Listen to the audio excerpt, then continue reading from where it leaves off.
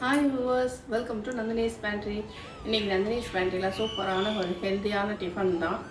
அந்த டிஃபன் என்னென்னா குதிரைவாலி அரிசி இட்லியோ தோசையோ எப்படி வேணாலும் வச்சுக்கோங்க. நான் தோசை தான் வாங்க போகிறேன். வாங்க அதை குயிக்காக பார்க்கலாம். அதுக்கு ப்ரிப்பரேஷனாக நம்ம வந்து ஊற போடணும். அதை ஃபஸ்ட்டு ஊற போட்டுடலாம். 1.5 கப்பு குதிரைவாலி அரிசி எடுத்துக்கலாம். இதோட வந்து நம்ம கருப்பு உளுந்து சேர்க்க போகிறோம்.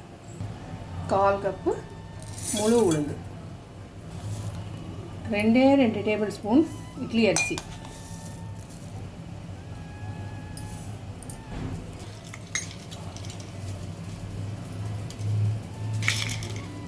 1 டேபிள் ஸ்பூன் கொண்டக்கடலை, ஒரே 1 ஸ்பூன் வெந்தயம். இதெல்லாம் நல்லா வாஷ் பண்ணிவிட்டு ஒரு 6 மணி நேரம் இதை ஊற வச்சிடணும். நல்லா வாஷ் பண்ணியாச்சு.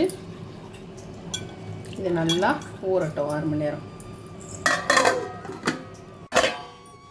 இது நல்லா ஊறிடுச்சு. இந்த தண்ணியை கொஞ்சம் ட்ரைன் பண்ணிவிட்டு கொஞ்சம் வச்சுட்டு நம்ம இதில் அரைச்சிடுவோம்.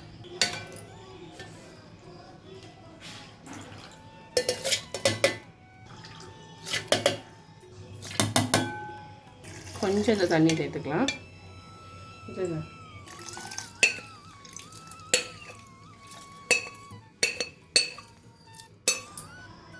இதை அரைச்சிட்டு உங்களுக்கு காட்டுறேன். இப்போ அரைச்சாச்சு.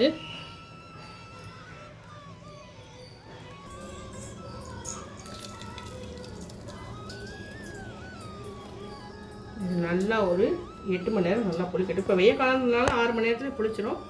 புளிச்சதுக்கப்புறம் உங்களுக்கு காட்டுறேன். நான் இதில் உப்பு சேர்த்து இப்போ கலந்துடலாம்.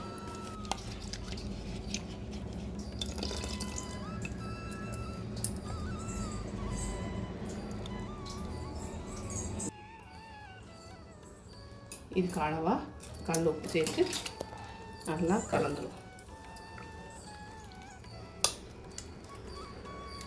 இதை வந்து கொஞ்சமாக ஒரு 2 நேரத்துக்கு வர்ற மாதிரி கொஞ்சம் கொஞ்சமாக போட்டு, வீட்டில் நிறைய பேர் இருக்கேன்னா இந்த மாதிரி இன்னொரு மடங்கு இது என்னென்னலாம் அளவு போட்டேன்னு காமிச்சிருக்கேன் நான்.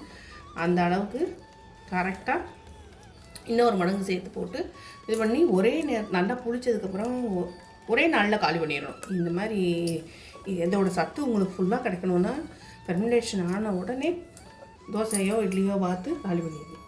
இப்போ இது புளிக்கட்டும் ஒரு 6 மணி நேரம். அப்புறம் உங்களுக்கு காட்டுறேன். 5 மணி நேரத்துலேயே நல்லா புளிச்சிருச்சு. 6 மணி நேரம் வெயிட் பண்ண சொன்னேன், ஆனால் 5 மணி நேரமே போதும். சூப்பராக புளிச்சிருச்சு. இந்த பாருங்க. வாவ், அடிக்கிற வெயில் பயங்கர வெயிலாக இருக்கிறதுனால இதை இன்னும் கொஞ்சம் திக்காக அரைச்சோன்னா இட்லியும் பார்த்துக்கலாம்.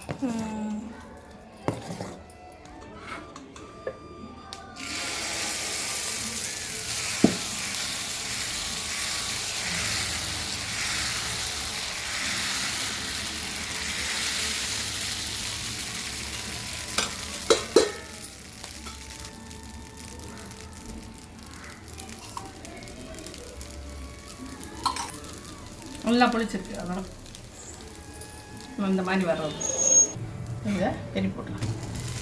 எவ்வளோ ஈஸியாக எடுக்கிறது, ஒட்டாமல் அழகாக ஃபெர்மெண்டேஷன் பண்ணி நம்ம வந்து இதை தோசை வாங்குறதுல கண்ணை மூடி சாப்பிடலாம். பேப்பர் ரோஸ்ட் மாதிரி இருக்குது. வாவ், இதுக்கு என்ன வேணாலும் தொட்டுன்னு சாப்பிடலாம். ரொம்ப ரொம்ப ஹெல்த்தியானது. கண்டிப்பாக இந்த குதிரைவாலி தோசை உங்களுக்கு பிடிச்சிருக்குன்னு நம்புகிறேன். ரெசிபி பிடிச்சதுன்னா வீடியோவுக்கு லைக் கொடுத்துருங்க. மறக்காமல் நந்தினிஸ் பேண்ட்ரியை சப்ஸ்கிரைப் பண்ணிடுங்க. உங்கள் ஃப்ரெண்ட்ஸ் அண்ட் ஃபேமிலிக்கு ஷேர் பண்ணுங்கள். நீங்களும் ட்ரை பண்ணி பாருங்கள். சோவரி நந்துவை இன்ஸ்டாகிராமில் ஃபாலோ பண்ணுங்கள். தேங்க்ஸ் ஃபார் வாட்சிங். பாய் பாய். டேஸ்ட் பண்ணி பார்த்துருவோமா?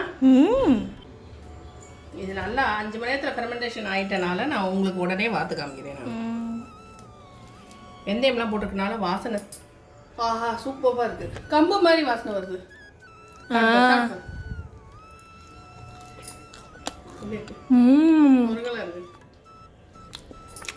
சூப்பராக இருக்கு.